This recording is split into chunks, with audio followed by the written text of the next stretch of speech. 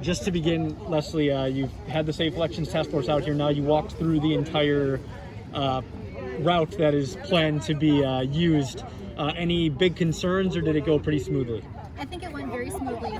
I think we have a good plan in place, and we have definitely a great team to work with. And there's been a lot of planning done on your end in particular. The Department of Public Works here, the police department here.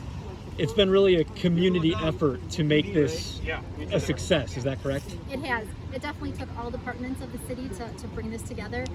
And the bottom line is we want to make sure everybody who wants to cast a ballot in this election has the opportunity to.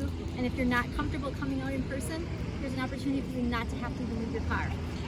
And I know we've talked about this before, but there's a few other cities in the state that are doing this, but really Wausau kind of leading by example for surrounding communities here in central Wisconsin. How much pressure does that add to you? Does it add that pressure, or has it been helpful working with those other communities to make this a reality? Sure. It's been definitely helpful to just bounce ideas off of communities that have done it before. Obviously, there is some anxiety with being the first time that we're going to try it, but I have total confidence in my staff and with the people that are going to help us with this, that I think it's going to go really well. And in terms of what people can expect on those 2 days, I know it's the Friday and Saturday, in terms of wait times, in terms of what they need, can you just explain that? So first of all, you have to be a registered voter in the city of Wausau in order to take part in this opportunity that we're offering.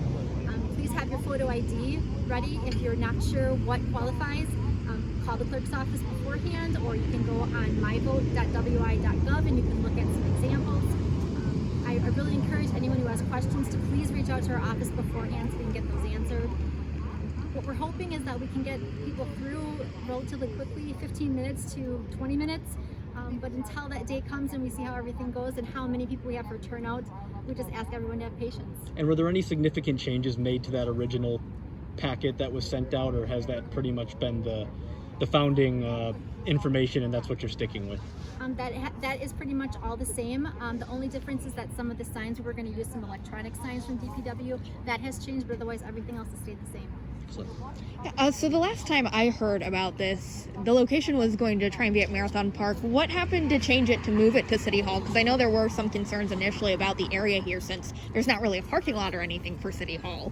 Absolutely. The reason that it changed is because when I talked to the Wisconsin Elections Commission, this year, because there was a partisan primary in August, the law said that you had to establish your voting places in June for August, and they would carry over for also the November election. So by law, we were not allowed to change it. Okay. And then what have you been hearing from people about this event? What do you kind of expect to see in terms of numbers? We've had a lot of excitement from people. We did start a Facebook page to kind of see how many people would be interested. I think the last time that I checked, there was about 100 people for both days that were interested in coming. So I really do expect that we'll have a great turnout.